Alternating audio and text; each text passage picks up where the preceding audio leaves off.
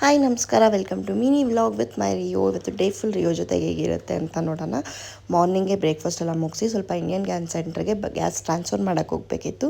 So usually ಎಲ್ಲೋದ್ರೂ rayon ಕರ್ಕೊಂಡು ಹೋಗ್ತೀವಿ ನಾವು ಮನೇಲಿದ್ದಾಗ, ಆಫೀಸಿಗೆ ಬಿಟ್ಟು. ಸೊ ರಿಯೋನ್ ಕರ್ಕೊಂಡು ಹಾಗೆ ಹೋಗಿದ್ವಿ. ಒಂದು ಸ್ವಲ್ಪ ಟಯರ್ಡ್ ಆಗಿದ್ದ ಆ್ಯಂಡ್ ಅದು ಮುಗಿಸ್ಕೊಂಡು ನಾವು ಲೆನ್ಸ್ ಕಾರ್ಡ್ಗೆ ಹೋಗಿ ಲೆನ್ಸ್ ಆರ್ಡ್ರ್ ಮಾಡಬೇಕಿತ್ತು. ಸೊ ಲೆನ್ಸ್ ಕೂಡ ಆರ್ಡ್ರ್ ಮಾಡಿಕೊಂಡು ಹಾಗೆ ಮನೆಗೆ ಬಂದ್ವಿ. ನನ್ನ ಹಸ್ಬೆಂಡ್ ಆನ್ ದ ವೇಲ್ ಬರ್ತಾ ಜಾಕ್ ಫ್ರೂಟ್ ಕಾಣಿಸ್ತು ಅಂತ ತೊಗೊಂಡ್ರು. ಸ್ವಲ್ಪ ಕಾಸ್ಟ್ಲಿ ಬಟ್ ಟೇಸ್ಟಿ ಸಕ್ಕತ್ತಾಗಿತ್ತು. ಸೊ ಅದನ್ನು ತಿಂದು ಸ್ವಲ್ಪ ಹೊತ್ತು ರಿಯೋ ಜೊತೆಗೆ ಟೈಮ್ ಸ್ಪೆಂಡ್ ಮಾಡಿ ಆ್ಯಂಡ್ ಮಧ್ಯಾಹ್ನ ಲಂಚಿಗೆ ಏನು ಮಾಡೋಣ ಅಂತ ಅನ್ನ, ಮೊಸರು ಆ್ಯಂಡ್ ಸ್ವಲ್ಪ ಬೆಂಡೆಕಾಯಿ ಫ್ರೈ ಮಾಡಿದೆ, ಸಿಂಪಲ್ಲಾಗಿರಲಿ ಅಂತ ಹೇಳಿಬಿಟ್ಟು. ಅದೆಲ್ಲ ಮುಗಿಸಿ ಸ್ವಲ್ಪ ಹೊತ್ತು ಮತ್ತೆ 1 ಅವರ್ ರೆಸ್ಟ್ ಮಾಡಿಕೊಂಡು ಸ್ನಾನ ಎಲ್ಲ ಮಾಡ್ಕೊಂಡು ಬಂದೆ. ಇವತ್ತು ಹೊಸ ಇಯರಿಂಗ್ ಹಾಕ್ಕೋಬೇಕಿತ್ತು, ನಂದು ಡೈಮಂಡ್ದು ತೊಗೊಂಡಿದ್ನಲ್ವ ಅದು. ಸೊ ಅದನ್ನ ಇಟ್ಟು ಮತ್ತೆ ಪೂಜೆ ಮಾಡಿ, ಸಾಟರ್ಡೆ ಆಗಿರೋದ್ರಿಂದ ಕಂಪ್ಲೀಟ್ ಪೂಜೆ ಎಲ್ಲ ಮುಗಿಸಿ ಅದನ್ನು ಬಂದು ಹಾಕ್ಕೊಳ್ಳೋಣ ಅಂತ ಇವಾಗ ರಿಯೋಗೆ ಸೆಕೆಂಡ್ ವ್ಯಾಕ್ಸಿನೇಷನ್ ಇದೆ, ಅದಕ್ಕೆ ಕರ್ಕೊಂಡು ಹೋಗ್ತಾ ಇದ್ದೀವಿ. ಆ್ಯಂಡ್ ಲಾಸ್ಟ್ ಟೈಮ್ ಹೋದಾಗ ಕೂಡ ಅವನು ಜ್ವರ ಬಂದಿತ್ತು ಲೈಟಾಗಿ 1 ಅವರ್ ಅಷ್ಟೇ.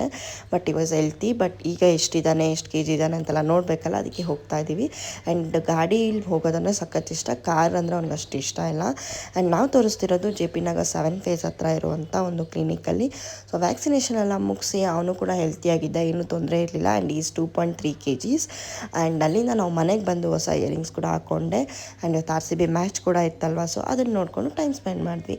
And thanks for watching and RCB.